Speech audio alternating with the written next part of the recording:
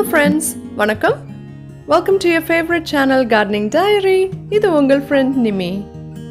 இன்னைக்கு நம்ம பார்க்க போறது ரோஸ் பாட்டிங்கும் அது ரிலேட்டடான ஆஃப்டர் கேர் பத்தியும் தான். இது சம்பந்தமான வீடியோ இன்னொரு வாட்டி நான் போடுறேன் அப்படின்னா நிறைய பேர் கமெண்ட்ஸ்லையும் ஃபேஸ்புக் என்னோட கார்டனிங் டைரி ஃபேஸ்புக் பேஜ்லேயும் நிறைய பிக்சர்ஸ்லாம் ஷேர் பண்ணியிருந்தீங்க. உங்களுக்கு இருக்கிற ப்ராப்ளம் இன்னொரு 5 பேருக்கு இருக்குது அப்படின்னு வச்சுக்கோங்களேன். ரொம்ப ரிலேட்டடான ரிப்பீட்டடாக இந்த ப்ராப்ளம்ஸ் நிறைய பேர் ஃபேஸ் பண்ணுறீங்க. ஸோ அதனால எல்லாருக்கும் இந்த வீடியோ ஹெல்ப்ஃபுல்லாக இருக்கும் அப்படின்னு நினைக்கிறேன். இன்னும் புதுசாக ரோஸ் ஸ்பாட் பண்ண போகிறவங்களுக்கு, பண்ணியிருக்கிறவங்களுக்கு, கரண்ட்லி ப்ராப்ளம் ஃபேஸ் பண்ணிகிட்டு இருக்கிறவங்களுக்கு எல்லாம் இந்த வீடியோ வந்து கொஞ்சம் ஐடியாஸும் டிப்ஸ் எல்லாம் உங்களுக்கு நான் தரேன். உங்களுக்கு ஹெல்ப்ஃபுல்லாக இருக்கும். அப்போது நீங்கள் பேனிக் ஆக வேண்டிய தேவையில்லை. ஃபார் சர்டன் சுச்சுவேஷன்ஸ் இந்த வீடியோ வந்து உங்களுக்கு எல்லாருக்கும் அந்த ஆன்சர்ஸ் கொடுக்கும் அப்படின்னு நம்புகிறேன். ஸோ வீடியோ கடைசி வரைக்கும் பாருங்கள். பார்க்கும்போது உங்களுக்கு இருக்கிற நிறைய டவுட்ஸ் வந்து இதிலே ஆன்சர் ஆகலாம். Okay, so let's get in to it. இந்த வீடியோக்கு சப்போர்ட்டிங்காக நான் என்னோட ரோஸோட ப்ராக்ரஸை காமிக்க போகிறேன்.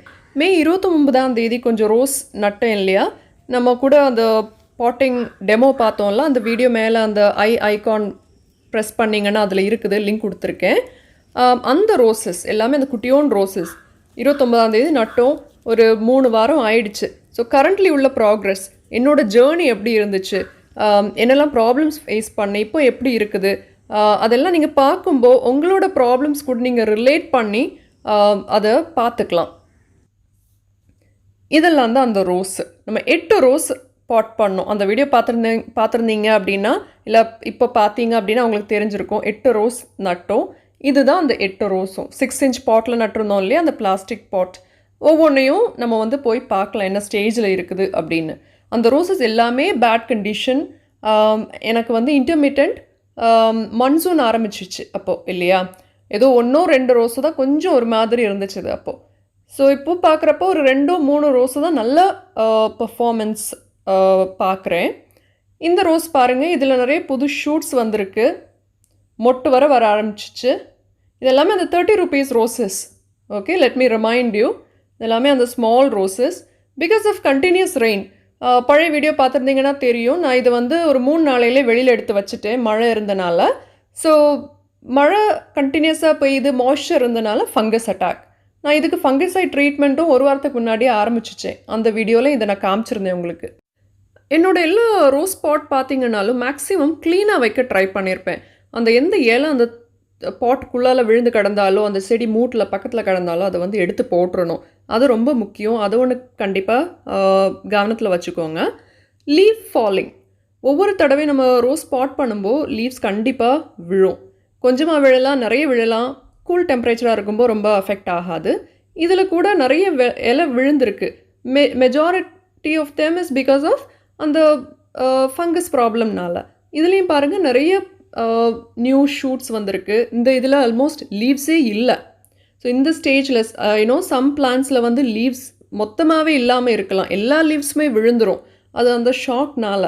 அண்ட் ஒன் ஷாக், ரெண்டாவது டெம்பரேச்சர். ஹை டெம்பரேச்சரில் இருக்கிறவங்களுக்கு வந்து இந்த ப்ராப்ளம் ரொம்ப ஃபேஸ் பண்ணுவீங்க. ஸோ அது you don't have to panic. இப்போ இதில் பார்த்தீங்கன்னா இது எதுவுமே ட்ரை ஆகலை, எல்லா ஸ்டெம்மும் க்ரீனாக இருக்குது, புது ஷூட்ஸ் வந்துடும். அப்படி ட்ரை ஆக ஆரம்பிச்சு அப்படின்னா நீங்கள் வந்து அது மோர் லைக் அந்த டைபேக் மாதிரி நம்ம கட் பண்ணி விடணும். இந்த ரோஸ் கம்பேரிட்டிவ்லி பர்ஃபார்மன்ஸ் கம்மி தான், ஒரே ஒரு ஸ்டெம் தான் இருக்குது, ஆனால் புது ஷூட்ஸ் வந்திருக்கு. ஓவராலாக பார்த்தோம் அப்படின்னா பர்ஃபார்மன்ஸ் பரவாயில்ல, ரொம்ப பேடுன்னு நம்ம சொல்ல முடியாது. ஏன்னா 2-3 செடியில் நிறைய க்ரோத் வந்து மொட்டு வர ஆரம்பிச்சிச்சு. அண்ட் சிலதில் வந்து புது ஷூட்ஸ் பிரேக் ஆகி வர ஆரம்பிச்சிருக்கு. நான் இதுக்கு வந்து ஃபங்கிசைட் ட்ரீட்மெண்ட் ஆரம்பிச்சிட்டேன், ஃபெர்டிலைசிங்கும் பண்ண ஆரம்பிச்சிட்டேன். ஃபெர்டிலைசிங் என்ன போட்டேன் அப்படின்னா, அந்த கொஞ்சோண்டு neem cake powder plus little bit of bone meal plus some compost அதெல்லாம் மிக்ஸ் பண்ணி கொஞ்சமாக எப்சம் சால்ட் கூட இதெல்லாம் சேர்த்து தான் போட்டிருக்கேன். ஏன்னா எல்லா சில லீவ்ஸ்லலாம் பார்த்தீங்க அப்படின்னா அந்த மெக்னீஷியம் அண்ட் அயன் டெஃபிஷியன்சி இருக்குது. அயனுக்கு நான் இன்னும் ட்ரீட் பண்ணலை. மெக்னீஷியம் சல்ஃபேட், எப்சம் சால்ட் அதெல்லாம் போட்டாச்சு. இனி ஒரு 15 டேஸ்க்கு அப்புறமா பார்த்தா போதும். எல்லா ரோஸுமே இப்போது ஃபுல் சன்னில் வெளியில் தான் வச்சுருக்கேன். சன்னும் வரும், ரெயினும் இருக்குது. அண்ட் இப்போ எல்லா பிளான்ட் கண்டிஷன் பார்த்தீங்க இல்லையா. ஸோ 30 ருபீஸ் ரோசஸ், இந்த சின்ன ரோசஸ் நம்ம வாங்கி வளர்க்குறோம் அப்படின்னா கொஞ்சம் பேஷன்ஸ் வேணும். அது ரொம்ப இம்பார்ட்டண்ட். நம்ம வாங்கி 1 மந்தில் அது பெரிய செடியாக வளர்ந்து நிறைய பூ வந்துடாது. ஸோ அதனால தான் நான் இந்த வாட்டி இந்த ரோசஸ் பிக் பண்ணி இது எப்படி ப்ராக்ரஸ் வருது அப்படின்னு பார்க்குறதுக்காக எடுத்துகிட்டு வந்தேன். அண்ட் உங்களுக்கும் இப்போ காமிக்கிறேன் இல்லையா, அப்போ புதுசாக வளர்க்குறவங்களுக்கு இந்த மாதிரி ரோஸ் வாங்கினீங்க அப்படின்னா ஸோ என்ன எக்ஸ்பெக்ட் பண்ணணும், இல்லை அதோட எக்ஸ்பெக்டேஷன் உங்களுக்கு தெரியும். ஓகே, இப்படி தான் வளரும், இவ்வளோ டைம் எடுக்கும் அப்படின்னு. இந்த ஸ்டெம்மெல்லாம் பார்த்தோன்னா நிறைய புது ஷூட்ஸ் வர ஆரம்பிச்சிருக்கு. நம்ம வந்து இவ்வளோ க்ளோஸாக பார்க்கல இல்லையா, அதனால தான் காமிக்கிறேன். ஒவ்வொரு நோடும் பாருங்கள், அங்கேருந்து பிரேக் ஆகி வர இண்டிகேஷன் இருக்குது. ஸோ சீக்கிரமாக இனி இதிலேருந்து புது க்ரோத் வரும். So 30 rupees rose or small rose, சின்ன ரோஸ் வாங்கணும் அப்படின்னா வளர்க்க முடியாது அப்படின்ல, தாராளமாக வளர்க்கலாம். ஆனால் கொஞ்சம் எக்ஸ்ட்ரா கேர் நம்ம கொடுக்கணும். ஐயோ இலையெல்லாம் போயிடுச்சே, ஸோ எல்லாம் கரிய ஆரம்பிச்சிச்சே, என்ன பண்ணுறது, ஸோ நான் வாங்கி இவ்வளோ எஃபர்ட் எல்லாம் வேஸ்ட் ஆகிடுச்சு அப்படின்னு நீங்கள் ஃபீல் பண்ண வேண்டாம். அது வந்து அந்த கொஞ்சம் கேர் கொடுத்தா போதும், வேறு எந்த பிரச்சனையும் வராது. டெம்பரேச்சர் 35 டிகிரிக்கு மேலே இருக்கிறவங்க புதுசாக ரோஸ் நட்டிங்க அப்படின்னா ஒரு 3 to 4 டேஸ் வந்து நிழலில் வைங்க. அப்புறமா மார்னிங் சன்லைட் மட்டும் வச்சு எடுத்து வைங்க. அது அந்த கிளைமேட்டிக் கண்டிஷனுக்கு யூஸ் டு ஆகணும்ல, இல்லாட்டி என்ன ஆயிரும்னா மொத்தமாகவே வாடி அப்படி எல்லாம் கமந்து புது தளிர்லாம் ஒரு மாதிரி ஆயிரும். ஸோ அதுவும் ஒன்று நீங்கள் கவனத்தில் வச்சுக்கோங்க. டைபேக் சொன்னேன்ல, எனக்கு கூட இருக்குது. ஸோ இந்த மாதிரி வந்துச்சு, வரலாம், வராது அப்படின்னு சொல்லல, வரலாம். வந்துச்சு அப்படின்னா அது நம்ம அந்த இடத்துல நான் இதை கட் பண்ணுவேன். அப்படி நீங்கள் அதை வந்து ப்ரூன் பண்ணி விட்டால் போதும். ஃபர்ஸ்ட் ஃபெர்டிலைசிங் பண்ணும்போது டோசேஜ் எவ்வளோ கம்மியாக கொடுக்குறீங்களோ அவ்வளோக்கு நல்லது. அதுவும் 15 டேஸ்க்கு ஒரு வாட்டி இன்டர்வலில் கொஞ்சம் கொஞ்சமாக கொடுக்குறது நல்லது. ஒரேடியாக கொடுத்துட்டு 1 மந்த் கழித்து கொடுக்குறோம் அப்படின்னா என்ன, அது வந்து அப்சர்வ் பண்ண முடியலை அப்படின்னா ஃபெர்டிலைசர் பேர்ன் ஆகி அந்த பிளான்ட் டை ஆகிடக்கூடாது, பார்த்தீங்களா? ஸோ அதனால தான் சொல்கிறேன், எஸ்பெஷலி இந்த ஸ்மால் ரோஸ்க்கு. ஓகேவா? இந்த பட் பண்ண ஏரியாவில் கிராஃப்டிங் டேப் இருக்குது இல்லையா, அது இந்த டைம் நம்ம எடுக்கணும் அப்படின்ற அவசியம் இல்லை. நான் ஒரு 3 மந்த்ஸுக்கு அப்புறமா அந்த பிளான்ட் நல்லா க்ரோ ஆகி நான் ஒரு 9 inch பாட்டில் வைக்கிறப்ப அந்த டைம் தான் யூஸ்வலாக நான் அதை ஒரு பிளேட் வச்சு கட் பண்ணி எடுப்பேன். இப்போவே நம்ம வந்து அதை ரிமூவ் பண்ணணும் அப்படின்ற அவசியம் இல்லை. இந்த கொஷின் கூட யாரோ கேட்டிருந்தீங்க. So I hope that was helpful. எனக்கு நிறைய பேர் அனுப்பி தந்த ஃபோட்டோஸில் வந்து பிளான்ட் ஓவர் வாட்டர் ஆன மாதிரியும் அதோட பாட்டிங் மிக்ஸ் கரெக்டாக இல்லாத மாதிரியும் எனக்கு ஒரு ஃபீல் இருந்துச்சு. ஏன்னா அவங்களோட அந்த சாயில் மிக்சர் பார்க்குறப்ப.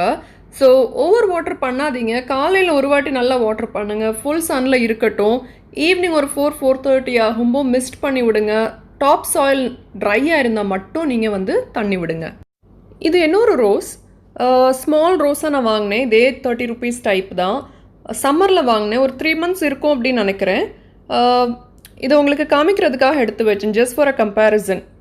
நம்ம இப்போ நட்ட ரோஸும் நம்ம முன்னாடி வச்சுருந்த ரோஸுக்கும் உள்ள என்ன வித்தியாசம், என்ன ஸ்டேட்டஸில் இருக்குது அப்படின்னு. இப்போ தான் இதில் பட் யூனியன்லேருந்து பேசல் பிரேக் வர ஆரம்பிச்சிருக்கு.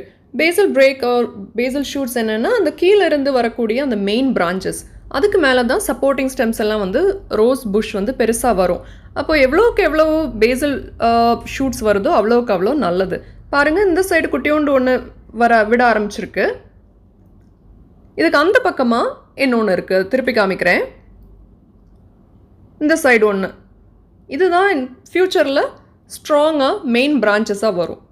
அது மட்டும் இல்லாமல் வேறு நிறைய ஷூட்ஸ் கூட பிரேக் ஆகி வர ஆரம்பிச்சிருக்கு. நிறைய பூ வேறு பூத்துடுச்சு இடைக்கு. ரொம்ப பியூட்டிஃபுல் ஃப்ளவர், அதை பாருங்கள், அதுதான் அதோட ஃப்ளவர்ஸ். ஆக்சுவலி ஒரு 2-3 பூ பூத்துடுச்சு. ஆனால் இப்போ தான் எனக்கு வந்து இதோட இம்ப்ரூவ்மெண்ட் நிறைய தெரியுது. இந்த செடியிலையும் ஃபங்கஸ்னால பிகாஸ் ஆஃப் ரெயின் நிறைய எல்லா லீவ்ஸும் ஆல்மோஸ்ட் எல்லாம் விழுந்துடுச்சு, கொஞ்சம் இருக்குது. ஃபங்கிசைட், அதர் பெஸ்டிசைட்ஸ் எல்லாம் மற்ற ரோஸ்க்கு பண்ணுற மாதிரி தான் பண்ணுறேன். எல்லா ஸ்டெம்லேயும் நீங்கள் பார்த்தீங்கன்னா அட்டத்தில் பூத்து முடிஞ்ச இடத்துல நான் டெட் ஹெட் பண்ணி விட்டுருக்கேன். அது பக்கத்தில் இருந்து புது ஷூட்ஸ் எல்லாம் வர ஆரம்பிச்சிருக்கு. ஸோ இன்னொரு 3 months அதுக்கப்புறமா நம்ம இந்த ரோஸை திரும்பவும் ரிவ்யூ பண்ணலாம். இதுவும் பாக்கி 8 ரோஸஸும் அதோட ப்ரோக்ரஸ் நம்ம திரும்ப கம்பேர் பண்ணலாம். அப்போ உங்களுக்கு தெரியும் க்ரோத் ரேட் எப்படி இருக்குது அப்படின்னு. என்னோட இடத்துல இப்போ டெம்பரேச்சர் வந்து இந்த வருஷம் 33க்கு மேலே போகவே இல்லை. அதுவே எங்களுக்கு சூடு, நாங்கள் ஹாட் அப்படின்னு சொல்லிட்டு இருக்கோம். ஸோ இப்போ இந்த ரோசஸ் எல்லாம் நம்ம பார்த்தோம் இல்லையா, 1 month இது 3 weeks ஓல்ட் ரோஸ், அது 3 month ஓல்ட் ரோஸ். என்ன ஸ்டேஜில் இருக்குது, எவ்வளோ வளர்ச்சி இருக்குது, என்ன ப்ராப்ளம்ஸ் நான் ஃபேஸ் பண்ணேன் அப்படின்னு அதெல்லாம் கொஞ்சம் நான் விளக்கம்லாம் சொன்னேன். உங்களுக்குள்ள ப்ராப்ளம்ஸுக்கும் நீங்கள் இதை ரிலேட் பண்ணிக்கலாம். நிறைய பேரோட கேள்விகளுக்கு இதில் இந்த வீடியோவில் பதில் இருந்திருக்கும் என்று நினைக்கிறேன். என்னோடய பாட் பார்த்தீங்கன்னா ஃபுல் சன் அண்ட் ஃபுல் ரெயினில் தான் இருந்திருக்கு. ஆனாலும் பாஸ் எதுவும் பிடிக்கல, வாட்டர் எங்கேயுமே க்ளாக் ஆகலை, எல்லாம் நல்லா ட்ரெயின் ஆகி போயிருக்கு. ஸோ நீங்கள் க்ரோ பேக்கில் வச்சுருந்தாலும் சரி, எதில் வச்சுருந்தீங்களோ சாயில் வந்து இந்த மாதிரி தான் இருக்கணும். பாசியெல்லாம் பிடிச்சி பிளாக் ஆகி அந்த மாதிரி சாகியாக இருக்கக்கூடாது. ஓகேவா? ஸோ அதனால தான் என்னோடய பாட்ஸ் காமிக்கிறேன். ஸோ ஒன்றில் ட்ரைனேஜ் சரியில்லாமல் இருக்கா, இல்லாட்டி நீங்கள் வந்து பாட்டிங் மிக்ஸ் கரெக்டாக பண்ணாமல் இருந்திருக்கலாம். என்னோடய பாட்டிங் மிக்ஸ் ஒரு வாட்டி கூட உங்களுக்கு காமிக்கிறேன். Equal part of cocopeat, dry cow dung and sand. சாண்டுனா என்னோடய கார்டன் சாயில், எனக்கு என்ன மண் கிடைக்குதோ அதுதான் நான் மிக்ஸ் பண்ணியிருக்கேன். அப்புறமா அந்த பாட்டட் ரோஸ் நர்சரியிலேருந்து வரும்ல அந்த செம்மண்ணை அப்படியே வச்சு தான் நான் மிக்ஸ் பண்ணி யூஸ் பண்ணுவேன். இது கூட நான் எக்ஸ்ட்ரா செம்மண் எதுவும் கலக்கலை. உங்களுக்கு எக்ஸ்ட்ரா செம்மண் போடணுன்னா ஈக்குவல் போட வேண்டாம், ஒரு ஹாஃப் ரேஷியோ போடுங்க. மண் வந்து இந்த சாயில் மிக்சர் இருக்குல்ல, பாட்டிங் மிக்ஸ், இந்த மாதிரி தான் ரொம்ப லூஸாக இருக்கணும். ஈரமாகவோ இல்லை தொழியாவோ அந்த க்ளே டெக்ஸ்சராக இருக்கக்கூடாது. அண்ட் கவுடங் பாருங்கள், உடச்சி காமிக்கிறேன், ரொம்ப ட்ரையாக இருக்கணும். பச்சையாக இருந்துச்சுன்னா என்னாகும் அப்படின்னா அதில் வார்ம்ஸ் இருக்கலாம், எக்ஸ் இருக்கலாம், அது வந்து க்ரப்ஸாக ஃபார்ம் ஆகி ரூட் அப்புறமா சாப்பிட ஆரம்பிச்சிரும். அண்ட் ஃபைனலி நம்ம பிளான்ட் எல்லாம் என்னாகும், டை ஆயிரும். ஸோ அதனால தான் ரிப்பீட்டடாக கவுடங் வந்து ட்ரையாக யூஸ் பண்ணுங்கள், ரொம்ப கவனமாக பார்த்து போடுங்க அப்படின்னு சொல்கிறது. இதுதான் நான் யூஸ் பண்ணுற கார்டன் சாயில். சாண்டி டெக்ஸ்டரில் இருக்குது பார்த்தீங்களா, இதுதான் எனக்கு இருக்கிற மண்.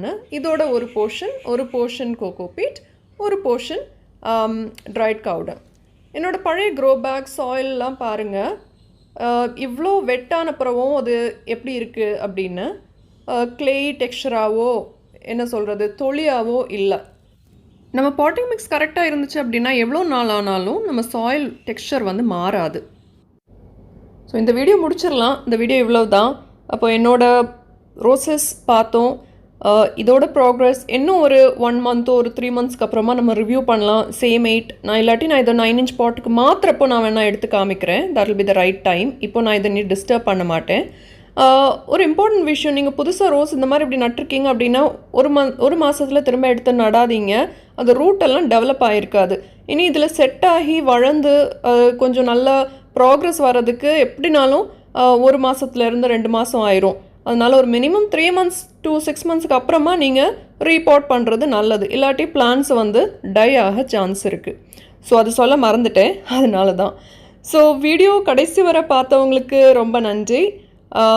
வியூவர்ஸ்க்கு கண்டிப்பாக ஹெல்ப்ஃபுல்லாக இருக்கும். ஸோ இது வந்து ரோஸ் வளர்க்கணும் அப்படின்னு ஆசைப்படுறவங்க, கரண்ட்லி வளர்த்துட்டு நிறைய ப்ராப்ளம்ஸ் ஃபேஸ் பண்ணுறவங்க, அந்த மாதிரி உங்கள் ஃப்ரெண்ட்ஸ் யாரும் இருந்தாங்க அப்படின்னா ஷேர் பண்ணுங்கள், அவங்களுக்கும் இது ஹெல்ப்ஃபுல்லாக இருக்கும்.